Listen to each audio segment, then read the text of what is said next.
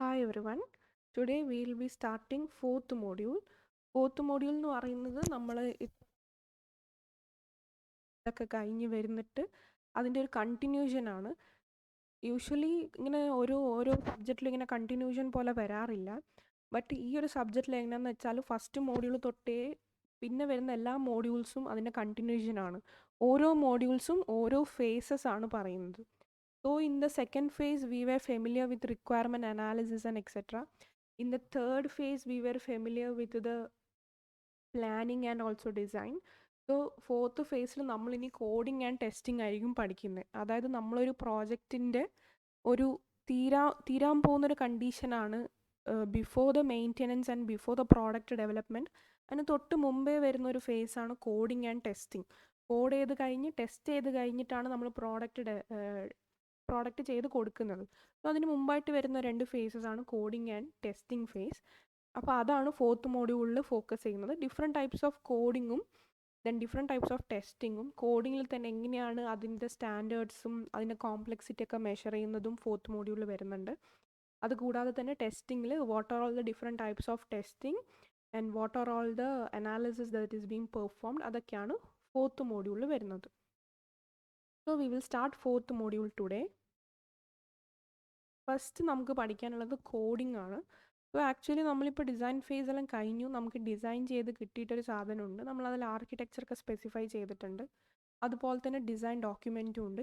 ആ ഡിസൈൻ നമ്മൾ കോഡ് ചെയ്യുന്ന ഡെവലപ്പേഴ്സിന് കൊടുക്കും ആൻഡ് ദേ പെർഫോം കോഡിംഗ് നമ്മുടെ ആക്ച്വൽ സെൻസിൽ പ്രോഗ്രാംസ് നമ്മൾ ടൈപ്പ് ചെയ്തിട്ട് അത് എറർ ഫൈൻഡ് ഔട്ട് ചെയ്ത് അത് റൺ ചെയ്ത് അത് എറർ ഫ്രീ ആയിട്ടുള്ള ഒരു പ്രോഗ്രാം കോഡ് ഡെവലപ്പ് ചെയ്യുന്ന പ്രൊസീജിയറിനെയാണ് we say it as coding.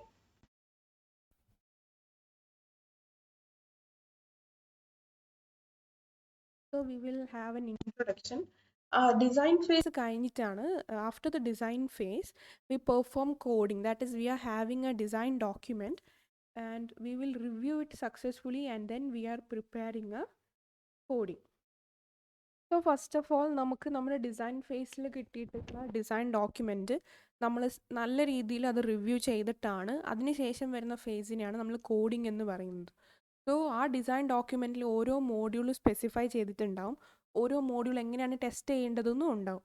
അപ്പം യൂണിറ്റ് ടെസ്റ്റിംഗ് എന്ന് പറയുന്നത് ഓരോ മോഡ്യൂളും ഇൻഡിവിജ്വലി നമ്മൾ ടെസ്റ്റ് ചെയ്യാൻ യൂസ് ചെയ്യുമ്പം V say it as unit testing. Unit means one അല്ലെങ്കിൽ സിംഗിൾ എന്ന് പറയാം യൂണിറ്റിന്. സോ യൂണിറ്റ് ടെസ്റ്റിംഗ് എന്ന് പറയുന്നത് നമ്മുടെ ഡിസൈൻ ഡോക്യുമെൻറ്റിൽ ഓരോ മോഡ്യൂൾസും സ്പെസിഫൈ ചെയ്തിട്ടുണ്ടാവും. So we are testing that individual module when each coding is completed. So the objective of the coding phase will be we have to transform the design of a system into a code. അതായത് നമുക്കൊരു design പോലെ available ആണ്. Design ഡോക്യുമെൻറ്റിൽ of course design ഉണ്ടാവും, അതിൻ്റെ റെസ്പെക്റ്റീവായിട്ട് വരുന്ന കാര്യങ്ങളൊക്കെ ഉണ്ടാവും. അപ്പോൾ ആ സിസ്റ്റത്തിൻ്റെ ഡിസൈൻ നമ്മൾ ഒരു കോഡിലേക്കൊക്കെ മാറ്റവും വേണം.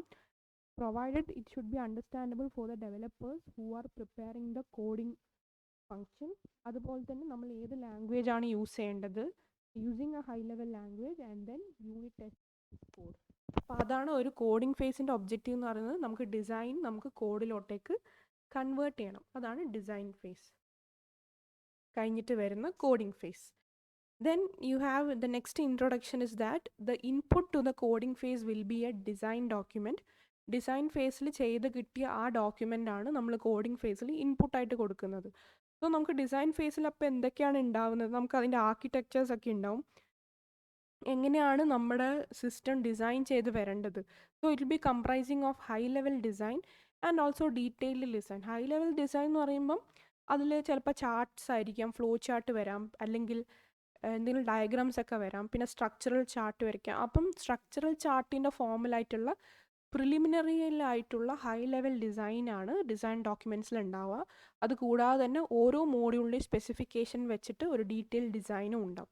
So during this coding phase, the different modules will be identified using the design document and they are coded according to the module specification.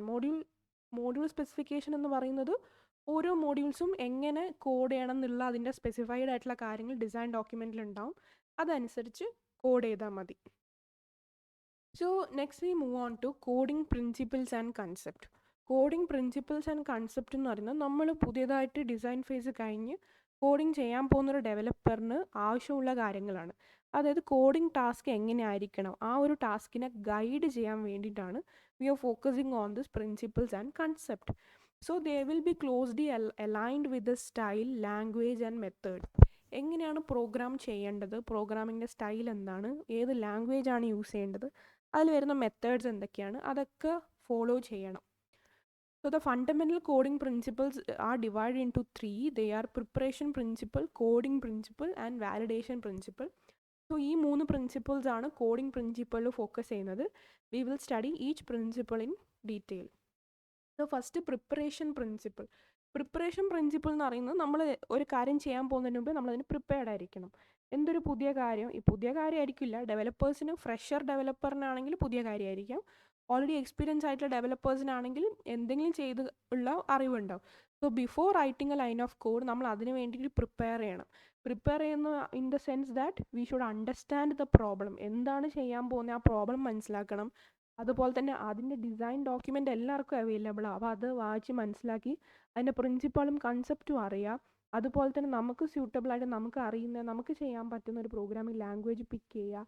And also നമുക്ക് ചെയ്യാൻ പറ്റുന്ന ഒരു എൻവയറമെൻറ്റും സെലക്ട് ചെയ്യുക. That is basically the preparation principles. Next we have coding principle. അതായത് നമ്മളിപ്പം ആ design face വെച്ച് നമ്മൾ പ്രിപ്പയർഡ് ആണ്. ഇനി നമ്മൾ എങ്ങനെയാണ് കോഡ് ചെയ്യാൻ പോകുന്നത്, അതിലെ കൺസെപ്റ്റൊക്കെ എങ്ങനെയാണ്. സോ ഫസ്റ്റ് ഓഫ് ഓൾ നമ്മൾ അൽഗോറിതം, നമ്മൾ എപ്പോഴും ഒരു പ്രോഗ്രാം ചെയ്യുന്നതിന് മുമ്പേ ആദ്യം നമുക്ക് വേണ്ടത് അൽഗോറിതമാണ്. അൽഗോറിതം അല്ലെങ്കിൽ സ്യൂഡോ കോഡ്, അതും സാറ്റിസ്ഫയബിൾ ആണ്. സോ നമ്മൾ ആദ്യം നമ്മുടെ അൽഗോറിതം മനസ്സിലാക്കണം. അൽഗോറിതം ചെക്ക് ചെയ്തിട്ട് കറക്റ്റ് ആണോ നോക്കണം. അതനുസരിച്ച് after that algorithm V should select the correct data structures. നമുക്ക് അറേ യൂസ് ചെയ്യാം, ലിങ്ക്ഡ് ലിസ്റ്റ് യൂസ് ചെയ്യാം, സ്റ്റാക്ക്, ക്യൂ, എന്ത് ഡാറ്റ സ്ട്രക്ചേഴ്സും നമുക്കറിയുന്ന രീതിയിലുള്ള, നമുക്ക് ഇംപ്ലിമെൻറ്റ് ചെയ്യാൻ പറ്റുന്ന രീതിയിലുള്ള ഡാറ്റ സ്ട്രക്ചേഴ്സ് നമുക്ക് സെലക്ട് ചെയ്യാം.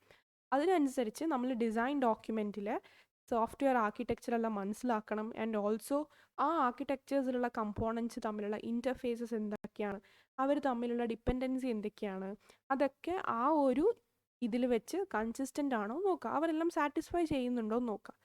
Next fourth point is that the conditional logic should be simple as possible. അതായത് നമ്മൾ എന്തൊരു, ഇപ്പം ഫോർ എക്സാമ്പിൾ നമ്മൾ കുറച്ച് അതിൽ എന്താണ് പ്രോഗ്രാമിംഗ് ലാംഗ്വേജ് ചെയ്യുമ്പോൾ അല്ലെങ്കിൽ കോഡിങ് ചെയ്യുമ്പോൾ ചിലപ്പോൾ ചില കണ്ടീഷൻസ് ഒക്കെ ഉണ്ടാവും. അപ്പോൾ ചില കണ്ടീഷൻസ് ഹ്യൂമൻ്റെ ലോജിക്ക് അനുസരിച്ച് കൊടുക്കേണ്ടതായിരിക്കും, ചില കണ്ടീഷൻസ് നമുക്ക് ആർക്കിടെക്ചർ സാറ്റിസ്ഫൈ ചെയ്യുന്ന രീതിയിലായിരിക്കും. സോ എപ്പോഴും അങ്ങനത്തെ വരുന്ന കണ്ടീഷണൽ കേസസ് ഒക്കെ should be kept simple as possible. അതുപോലെ തന്നെ നെസ്റ്റിങ്ങും പെർഫോം ചെയ്യുക. That is create nested loops in a way that makes dum easily testable. So loop ഒരു കാര്യം തന്നെ 5-6 വട്ടം റിപ്പീറ്റ് ചെയ്യുന്നതിനേക്കാളും നമുക്ക് അതെല്ലാം ഒരു ലൂപ്പിൻ്റെ അകത്ത് കൊടുത്താൽ നമുക്ക് ടെസ്റ്റ് ചെയ്യുമ്പോൾ അത് എളുപ്പമായിരിക്കും. Next also the next point it shows that we should select meaning variable names and follow other local coding standards. Variable നെയിംസിന് മീനിങ് ആയിട്ടുള്ള കാര്യങ്ങൾ കൊടുക്കുക, നമുക്ക് മനസ്സിലാവാൻ പറ്റുന്ന, ഈസിലി ട്രാക്ക് ചെയ്യാൻ പറ്റുന്ന. ഇപ്പം ഫോർ എക്സാമ്പിൾ നമ്മൾ എഴുതിയൊരു കോഡ് വേറൊരാൾ വായിക്കുമ്പം അയാൾക്ക് മനസ്സിലാവുന്ന രീതിയിലും കൂടി ആയിരിക്കണം. So that is why we should provide meaningful variable name and also എല്ലാ ലോക്കലായിട്ടുള്ള കോഡിംഗ് സ്റ്റാൻഡേർഡ്സും നമ്മൾ സാറ്റിസ്ഫൈ ചെയ്യണം. പിന്നെ write code that is self documenting. അതായത് സെൽഫ് ഡോക്യുമെൻറ്റ് ഉദ്ദേശിക്കുന്നത് when we are a developer, when we are writing a code then you should comment it. അത് comment ചെയ്യുമ്പോൾ പുറമേ നിന്നുള്ള ഒരാളത് വായിക്കുമ്പോൾ മനസ്സിലാവും. സെൽഫ് ഡോക്യുമെൻറ്റേഷൻ എന്ന് പറയുന്നത് അതനുസരിച്ച് നമ്മൾ ഡോക്യുമെൻറ്റേഷൻ പ്രിപ്പയർ ചെയ്യുക. അതുപോലെ തന്നെ അതിലെ കമൻസും അത് കുറച്ചും കൂടി യൂസർ ഫ്രണ്ട്ലി ആക്കുന്ന ഒരു രീതിയിലുള്ള കോഡും കൂടി പ്രൊവൈഡ് ചെയ്യുക. And also create A visual Leh out that AIDS understanding. അതായത് കുറച്ച് ഇൻഡൻറ്റേഷൻ കൊടുക്കുക, കമൻസ് കൊടുക്കുക, ബ്ലാങ്ക് ലൈൻസ് ഇൻ ബിറ്റ്വീൻ കൊടുക്കുക, കുറച്ചും കൂടി റീഡബിൾ, റിലയബിൾ, റൈറ്റബിൾ, അങ്ങനത്തെ ഫീച്ചേഴ്സൊക്കെ അതിൽ ഇൻക്ലൂഡ് ചെയ്യുക. So these are the coding principles. Next we move on to validation principle. Validation എന്ന് പറയുന്നത് നമ്മളിപ്പോൾ പ്രിപ്പറേഷൻ കഴിഞ്ഞു, കോഡിങ് കഴിഞ്ഞു. ഇനി നമ്മൾ കോഡിംഗ് എല്ലാം കഴിഞ്ഞിട്ട് നമ്മൾ ഇനി നോക്കേണ്ടത് conduct a code walk through when appropriate. Code walk through ഉണ്ട്, കോഡ് റിവ്യൂ ഉണ്ട്, കോഡ് ഇൻസ്പെക്ഷൻസ് ഉണ്ട്. ഇങ്ങനത്തെ കാര്യങ്ങൾ നിങ്ങൾ നെക്സ്റ്റ് അപ്കമിങ് സെക്ഷനിൽ പഠിക്കും. കോഡ് വാക്ക് ത്രൂ എന്ന് പറയുന്നത് നമ്മൾ ജസ്റ്റ് എല്ലാ കോഡിലുള്ള എല്ലാ കാര്യങ്ങളൊന്നും ഡീറ്റെയിൽ ആയിട്ട് നോക്കി ജസ്റ്റ് ആ വാക്ക് ത്രൂ എന്നുള്ളൊരു മീനിങ് പോലെ തന്നെ നമ്മൾ ജസ്റ്റ് നടന്നു നോക്കുന്നു എന്നുള്ള രീതിയിൽ, like we are travelling throughout the code and we are finding out what is appropriate, what is not needed. ചില പ്രോഗ്രാംസിൽ ചില കോഡൊക്കെ നമുക്ക് വേണ്ടാന്ന് വെക്കാം, കാരണം അവരൊന്നും ചെയ്യുന്നുണ്ടാവില്ല. ആ piece of program code will not be giving any result like that. അങ്ങനെ എന്തുണ്ടെങ്കിൽ നമുക്കത് വേണ്ടാന്ന് വെക്കാം. സോ അതിന് വേണ്ടിയിട്ടുള്ള ഒരു പർട്ടിക്കുലർ ഒരു ബീയിങ് ഡെവലപ്പ് ചെയ്തൊരു കാര്യമാണ് കോഡ് വാക്ക് ത്രൂ. അത് കോഡിലൂടെ ജസ്റ്റ് പാസ് ചെയ്ത് പോകുന്നത്. അത് നമ്മൾ നെക്സ്റ്റ് സെഷനിൽ പഠിക്കും. For the time being you just understand we are going to conduct a code walk through when it is appropriate. അതുപോലെ തന്നെ കോഡിങ് ചെയ്ത് കഴിഞ്ഞാൽ we then perform unit testing and correct errors that we have encountered. That is ഓരോ piece of മോഡ്യൂൾസും നമ്മൾ ഓരോ piece of കോഡും അതെല്ലാം ഇൻഡിവിജ്വലി ടെസ്റ്റ് ചെയ്യുക. ഇൻഡിവിജ്വലി ടെസ്റ്റ് ചെയ്യുന്നതാണ് we say it as unit testing. That is single test at a time and a single piece of code is tested at a time. അതുപോലെ തന്നെ അതനുസരിച്ച് നമ്മൾ കോഡിങ് റീഫാക്ടർ ചെയ്യുക. ചിലപ്പം ചില പ്രോഗ്രാമൊക്കെ ചെയ്യുമ്പോൾ കുറേ ടൈം എടുക്കും, ചില കോഡിങ് ചെയ്യുമ്പോൾ കുറച്ച് ടൈം ആയിരിക്കും. അപ്പോൾ നമുക്ക് ലെസ് ടൈം മോർ വർക്ക് അങ്ങനത്തെ രീതിയിലുള്ള കോഡൊക്കെ ഇൻക്ലൂഡ് ചെയ്യാം. So that is the 3 principles. Next we move on to coding standards and guidelines. So ഒരു കോഡിങ് ചെയ്യുമ്പോൾ ഒരു വ്യക്തി എന്ന നിലയിൽ ഒരാൾ കോഡ് ചെയ്യുമ്പം എന്തൊക്കെയാണ് അയാൾ ഫോക്കസ് ചെയ്യേണ്ട സ്റ്റാൻഡേർഡ്സും അയാൾ ഫോക്കസ് ചെയ്യേണ്ട ഗൈഡ് ലൈൻസും. ഈ സ്റ്റാൻഡേർഡ്സും ഗൈഡ് ലൈൻസും അയാൾ എപ്പോഴും ആ ഒരു ഓർഗനൈസേഷനിൽ അയാൾ വർക്ക് ചെയ്യുമ്പോൾ അയാൾ ഫോളോ ചെയ്യേണ്ടതാണ്. Okay, so A good software development organisation എപ്പോഴും അവരുടെ പ്രോഗ്രാമേഴ്സ് കുറച്ച് വെൽ ഡിഫൈൻഡ് ആയിട്ടുള്ള കോഡിങ് സ്റ്റൈൽ എപ്പോഴും അവർ ഫോളോ ചെയ്യണം എന്നാണ്. അത് ഡിപ്പെൻഡ്സ് അപ്പോൺ ദ ഓർഗനൈസേഷൻ. ഇപ്പോൾ നിങ്ങൾ ഏത് ഓർഗനൈസേഷനിൽ സോഫ്റ്റ്വെയർ എഞ്ചിനീയറോ സോഫ്റ്റ്വെയർ ഡെവലപ്മെൻ്റ് ആയിട്ട് കയറുമ്പോൾ അവർ പറയുന്ന set of standards and guidelines ഉണ്ട്. We should follow that in our coding style. So there will be a well-defined and standard style of coding, and that is known as the coding standards. അതുപോലെ തന്നെ ഓരോ ഓർഗനൈസേഷനും അവരുടേതായ ഇഷ്ടത്തിലൊരു coding ചെയ്യും. For example, ഒരു organisation പറയുകയാണ് നിങ്ങൾ coding ചെയ്യുമ്പോൾ നിങ്ങൾ റെസ്പെക്റ്റീവായിട്ട് കമൻറ്റ്സ് കൊടുക്കണം, റെസ്പെക്റ്റീവായിട്ട് വേറെ എന്തെങ്കിലും ലൈൻസ് കൊടുക്കണം. അങ്ങനെയൊക്കെ പറയുമ്പം എല്ലാവരും ചെയ്യുന്ന കോഡ് ഒരേപോലെ ഉണ്ടാവും, ലൈക്ക് ഒരേ ഫോർമാറ്റിലായിരിക്കും, ഒരേ സ്റ്റാൻഡേർഡ് സാറ്റിസ്ഫൈ ചെയ്യുന്നതായിരിക്കും. സോ അതുകൊണ്ട് തന്നെ we can list several rules to be follow during the coding. അതായത് variable naming, error returning conventions, errors വരുമ്പോഴുള്ള കാര്യങ്ങൾ, അതിനൊക്കെ നമുക്കൊരു മെസ്സേജ് പോലെ അല്ലെങ്കിൽ റൂളായിട്ട് ഡെവലപ്പ് ചെയ്യും, അങ്ങനെയൊക്കെ ചെയ്യാം. So that is the standards and guidelines to be followed when a software developer is working under an organization which is having a strict standard and guidelines. So അങ്ങനെ ഒരു കോഡിങ് സ്റ്റാൻഡേർഡ് വെച്ച് നമ്മൾ code ചെയ്യുമ്പം അതിൽ വരുന്ന advantage എന്തൊക്കെയാണ്? ഒരു ഓർഗനൈസേഷനിൽ ഒരു 10,000 എന്നല്ല, അതിലും കൂടുതൽ ആൾക്കാരുണ്ടാവും. സോ അതനുസരിച്ച് നമ്മൾ ഓരോ ആൾക്കാർ ചെയ്യുന്ന കോഡിങ്ങിലും യൂണിഫോം ആയിട്ടുള്ള എപ്പിയറൻസ് ഉണ്ടാവും. That is written by different engineers. ഓരോ ആൾക്കാർ സാധാരണ ഒരു സ്റ്റാൻഡേർഡ് ഇല്ലെങ്കിൽ എല്ലാവരും തോന്നിയതുപോലെ ആയിരിക്കും കോഡ് എഴുതുന്നത്. ബട്ട് ഒരു സ്റ്റാൻഡേർഡ് ഉണ്ടാകുമ്പം എല്ലാവരും ആ ഒരു സ്റ്റാൻഡേർഡ് മെയിൻറ്റെയിൻ ചെയ്ത് ചെയ്യുമ്പോൾ it will be uniform in nature. And also, since it is uniform, we will be able to understand the code better and also we can reuse the code. അതുപോലെ തന്നെ ഇങ്ങനത്തെ good programming practice ഒക്കെ promote ചെയ്യാനും നല്ലതാണ്. So these are 3 advantages of coding standards. Next we move on to the effect of coding standards. So നമ്മൾ advantage ഒക്കെ കണ്ടു, coding standard നല്ലതാണെന്ന് മനസ്സിലായി. ഇനി കോഡിംഗ് സ്റ്റാൻഡേർഡ് നമ്മൾ ഇംപ്ലിമെൻറ്റ് ചെയ്യുമ്പം അതിലെന്തൊക്കെയാണ് എഫക്റ്റ് വരുന്നത്? സോ നമ്മളിപ്പോൾ പറയുന്നത് കോഡിംഗ് സ്റ്റാൻഡേർഡ്സ് എല്ലാ പ്രോഗ്രാമേഴ്സും മാൻഡറ്ററി ആയിട്ട് ഫോളോ ചെയ്യണം when they are working under a company, as the standards are been prescribed by the company. So they should follow that coding standards. So അങ്ങനെ ഉണ്ടാകുമ്പം കോഡിൽ എന്തെങ്കിലും ഒരു കംപ്ലയിൻറ്റ് വരുമ്പോൾ, ആ കോഡിംഗ് സ്റ്റാൻഡേർഡിൽ എന്തെങ്കിലുമൊക്കെ ഒരു കംപ്ലയിൻറ്റ്സ് വരുമ്പം നമ്മൾ കോഡിംഗ് ഇൻസ്പെക്ഷൻ എന്ന് പറഞ്ഞൊരു പ്രൊസീജിയറിലാണ് നമ്മൾ അതൊക്കെ സാറ്റിസ്ഫൈ ചെയ്യുന്നത്. കോഡിംഗ് ഇൻസ്പെക്ഷൻ എന്ന് പറയുന്നത് നമ്മൾ നേരത്തെ കോഡ് വാക്ക് ത്രൂ പറഞ്ഞില്ല, അതുപോലത്തെ വേറൊരു കാര്യമാണ്. അത് നമ്മൾ നെക്സ്റ്റ് സെഷനിൽ പഠിക്കും. ഇപ്പം കോഡിംഗ് ഇൻസ്പെക്ഷനാണ് ഫോളോ ചെയ്യുന്നത്. ആൻഡ് ഓൾസോ ഏതെങ്കിലും ഒരു കോഡ് നമ്മൾ കോഡിംഗ് സ്റ്റാൻഡേർഡായിട്ട് ഫോളോ ചെയ്യുന്നില്ലെങ്കിൽ ആ കോഡ് നമ്മൾ റിജക്റ്റ് ചെയ്യും. നമ്മൾ എന്ത് കോഡ് എഴുതിയാലും അത് കോഡിംഗ് സ്റ്റാൻഡേർഡായിട്ട് സാറ്റിസ്ഫൈ ചെയ്യണം. And that particular code will be rejected during the code review. And also അതനുസരിച്ച് ഏത് പ്രോഗ്രാമർ അല്ലെങ്കിൽ ഏത് ഡെവലപ്പറിൻ്റെയാണ് കോഡ് എടുത്ത് കളഞ്ഞത് അയാൾ വീണ്ടും റീവർക്ക് ചെയ്തിട്ട് അയാൾ ആ ഒരു സ്റ്റാൻഡേർഡ് സാറ്റിസ്ഫൈ ചെയ്യുന്ന ഒരു കോഡ് അയാൾ എഴുതണം. So that is A effect. Coding standard നമ്മൾ അപ്ലൈ ചെയ്യുമ്പോൾ നല്ല കാര്യം തന്നെയാണ്. ബട്ട് അറ്റ് എ ടൈം നമ്മൾ കോഡിംഗ് ഇൻസ്പെക്ഷൻ, കോഡിംഗ് റിവ്യൂ ഒക്കെ ചെയ്യുമ്പം അത് ആ ഒരു റൂൾസായിട്ട് സാറ്റിസ്ഫൈ ചെയ്യുന്നില്ലെങ്കിൽ നമ്മൾ ആ കോഡ് റിജക്റ്റ് ചെയ്യും. അതനുസരിച്ച് that programmer should rework in that. Next we have A general coding standard. എങ്ങനെയൊക്കെയാണ് കോഡിംഗ് സ്റ്റാൻഡേർഡ്സ് ഓരോ ഓർഗനൈസേഷനിൽ വരുന്നത്? സോ ഓരോ ഓർഗനൈസേഷനിലും അവരുടെ ഒരു ആപ്ലിക്കബിലിറ്റി അനുസരിച്ച് അവർക്ക് different types of coding standards ആയിരിക്കും. ഇതാണ് ജനറലി ഫോളോ ചെയ്യുന്ന കുറച്ച് കോഡിംഗ് സ്റ്റാൻഡേർഡ്സ് ആണ്. We can find it out what are all they. First one is representative coding standards. അതായത് ഫസ്റ്റ് പോയിന്റ് ആണത്. അതിനകത്ത് വരുന്നതാണ് rules for limiting the use of global. അതായത് കുറച്ച് റൂൾസ് ഉണ്ട്. അതായത് ഏത് ടൈപ്പ് ഓഫ് ഡാറ്റയാണ് നമുക്ക് ഗ്ലോബലായിട്ട് ഡിക്ലെയർ ചെയ്യുക, ഏത് ടൈപ്പ് ഓഫ് ഡാറ്റയാണ് നമുക്ക് ഗ്ലോബൽ അല്ലാണ്ട്. Global variable and local variable ഒക്കെ നിങ്ങൾ പണ്ട് പഠിച്ചിട്ടുണ്ടാവും. Local variables are the variables we can use inside in a function, and അത് ആ ഫംഗ്ഷനുള്ളിൽ മാത്രമേ അതിൻ്റെ ലൈഫ് ടൈം ഉണ്ടാവുള്ളൂ. ആൻഡ് ദെൻ ഗ്ലോബൽ വേരിയബിൾ എന്ന് പറയുന്നത് ആ ഫുൾ പ്രോഗ്രാമിൻ്റെ അകത്ത് നിങ്ങൾക്ക് ആ ഗ്ലോബൽ വേരിയബിൾ യൂസ് ചെയ്യാം, and its lifetime will be the entire program. That is the difference between global variable and local variable. So അതുകൊണ്ട് തന്നെ നമുക്ക് ഗ്ലോബൽ വേരിയബിൾ ഡിക്ലെയർ ചെയ്യാനുള്ള ഒരു ലിമിറ്റും ഉണ്ട്. അതുപോലെ തന്നെ എല്ലാ വേരിയബിൾസും ഗ്ലോബലി ഡിക്ലെയർ ചെയ്യാനും പാടില്ല, അതിനും ലിമിറ്റ് ഉണ്ട്. Second point is a standard header for different modules. അതായത് ഓരോ മോഡ്യൂൾ ഡിക്ലെയർ ചെയ്യുമ്പോഴും അതിൻ്റെ ഹെഡർ ഡിഫറെൻ്റ് ആയിരിക്കണം. അത് ഒരു സ്റ്റാൻഡേർഡ് ഫോർമാറ്റും അതിനുണ്ടാവും. അപ്പോൾ അതനുസരിച്ച് നമുക്കത് പെട്ടെന്ന് മനസ്സിലാക്കാനും പറ്റും, അതനുസരിച്ച് മെയിൻറ്റെയിൻ ചെയ്യാനും പറ്റും. So this is an example for a header format. First you are having the name of the module. അതുപോലെ തന്നെ മോഡ്യൂൾ ക്രിയേറ്റ് ചെയ്ത ഡേറ്റ്, അത് ആരാണ് ക്രിയേറ്റ് ചെയ്ത ആ ഓത്തറിൻ്റെ പേര്, അതിൽ എന്തെങ്കിലും മോഡിഫിക്കേഷൻ വരുത്തിയിട്ടുണ്ടെങ്കിൽ അതിൻ്റെ history. Then synopsis of that module. Synopsis എന്ന് പറഞ്ഞാൽ ജസ്റ്റ് ഒരു കമ്പാരിസൺ, അല്ലെങ്കിൽ അതനുസരിച്ച് ഒരു റൈറ്റപ്പ്, എന്താണ് മോഡ്യൂൾ ചെയ്യുന്നത്, അങ്ങനത്തെ കാര്യങ്ങളൊക്കെയാണ്. ഒരു അബ്സ്ട്രാക്റ്റ് പോലെയാണ് we say it as a synopsis. ഒരു ലിറ്ററേച്ചർ സർവേ അങ്ങനെയൊക്കെ പറയില്ലേ, അതിനുമാണ് we say it as a synopsis. And then you have a different function supported in the module along with input-output parameters. Input-output parameters satisfy ചെയ്തുകൊണ്ടുള്ള functions ഏതൊക്കെയാണ് അതൊക്കെ mention ചെയ്യാം.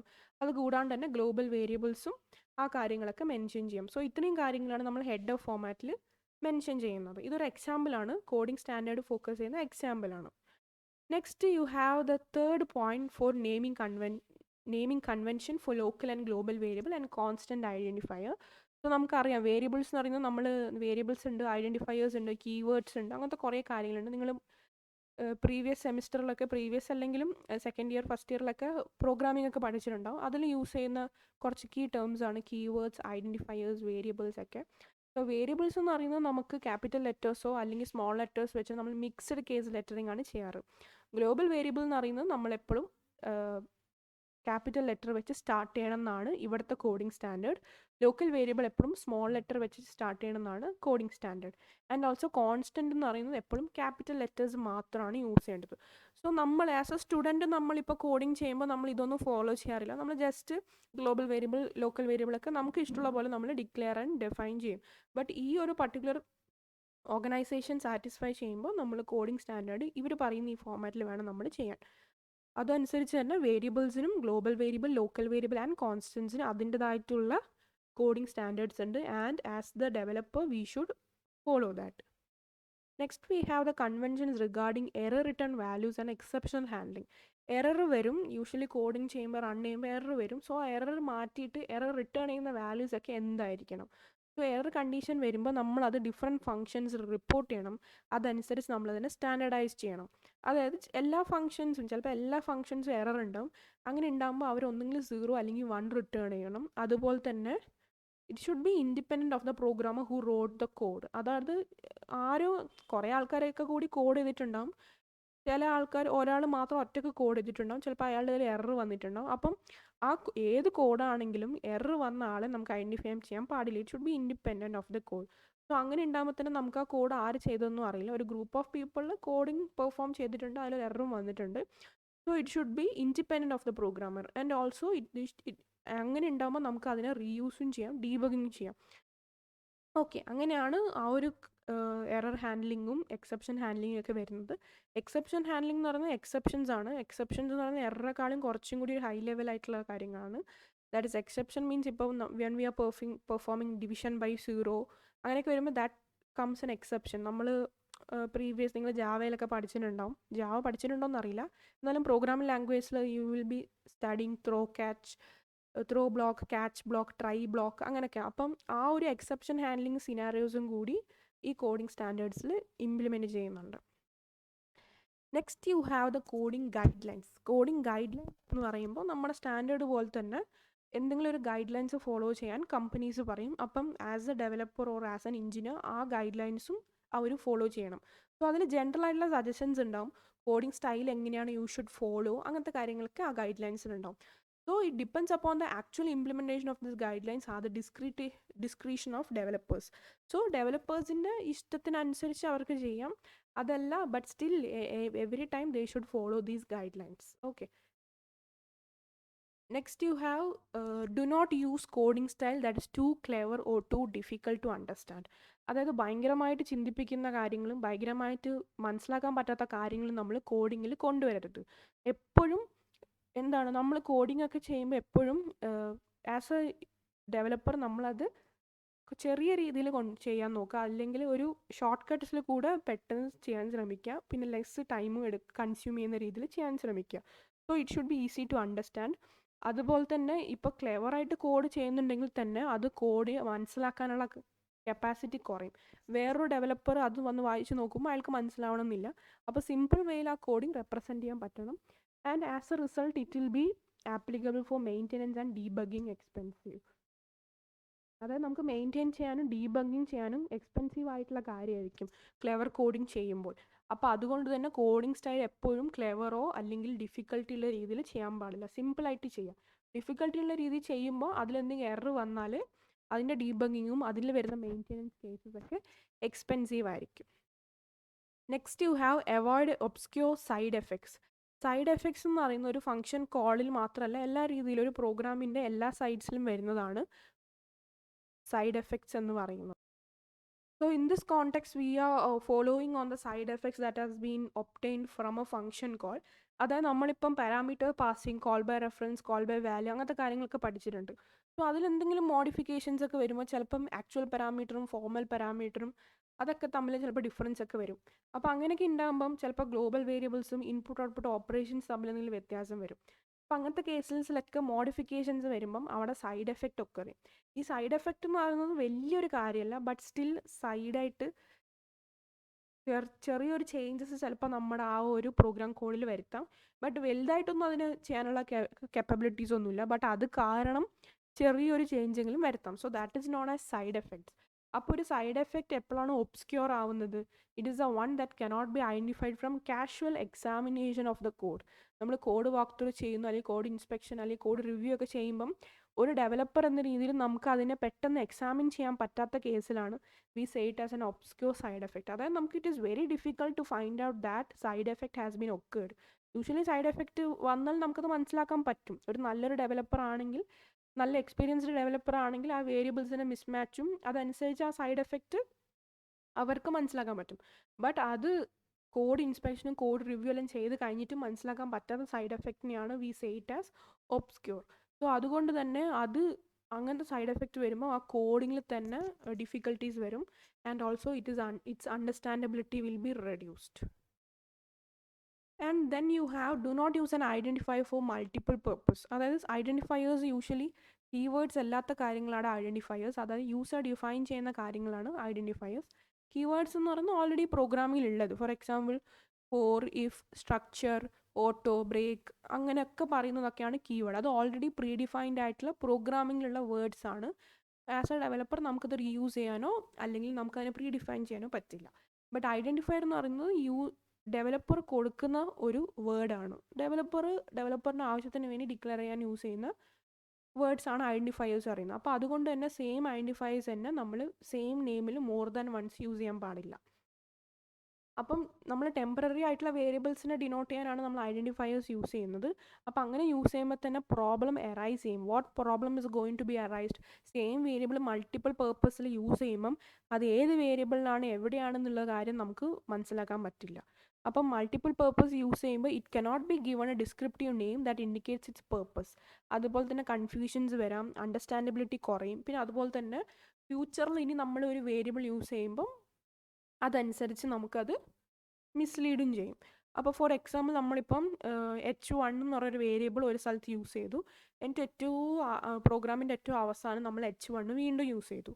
അപ്പം നമ്മൾ 2 വട്ടം അത് സെയിം ആണെങ്കിൽ ഓക്കെ, ബട്ട് വേറൊരു ഇപ്പോൾ ഫോർ എക്സാമ്പിൾ H1 എന്നുള്ള ഒരു വേരിയബിൾ ഞാൻ ഇൻറ്റീജറായിട്ടും H1 എന്നുള്ള ഒരു വേരിയബിൾ ഞാൻ ക്യാരക്ടറോ അല്ലെങ്കിൽ സ്ട്രിങ്ങോ അല്ലെങ്കിൽ ഫ്ലോട്ടിംഗ് ആയിട്ടോ ഡിക്ലെയർ ചെയ്താൽ ആ ഒരു നമ്മൾ സിനാറിയോയിൽ നമ്മൾ യൂസ് ചെയ്യുമ്പം അത് ഇൻറ്റീജർ ആണോ ഫ്ലോട്ടിംഗ് ആണോ എന്നുള്ള കൺഫ്യൂഷൻ വരും.